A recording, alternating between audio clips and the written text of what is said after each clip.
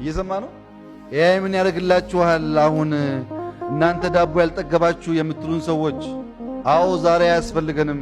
ከ20 ዓመት በኋላ ግን እንደ ኢትዮጵያ አየር መንገድ የሚሆን ተቋም እንፈጥራለን። ሐሳቡ ለነገ ነው። ሚስተር ከበደ 1 ሚሊዮን ብር ብድር ሲጠይቅ ማን አንተ? ከበደ። ከበደ ምን አለው? 3 ካርታ አለው። ከበደ ምን አለው? 2 መኪና አለው። ከበደ ምን አለው? 1 ፎቅ አለው። ኮላተራል ነው። አይ ይሄ ከሆነማ እንካ ይባላል። ግን 1 ካርታ እኔ ካርታ ነኝ፣ እኔ ፎቅ ነኝ፣ እኔ መኪና ነኝ ብል ብድር ያገኛል እንዴ? ያገኛል? ያ ፎቅ ያ ካርታ ባለቤት ይፈልጋል።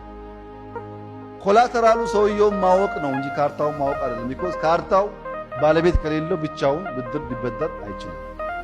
ጠላት የሚያወራህን አይደለም የሚሆነው፣ ያ የሚሆነውን ማወቅ አለብህ፣ የሚያወራውን ሳይሆን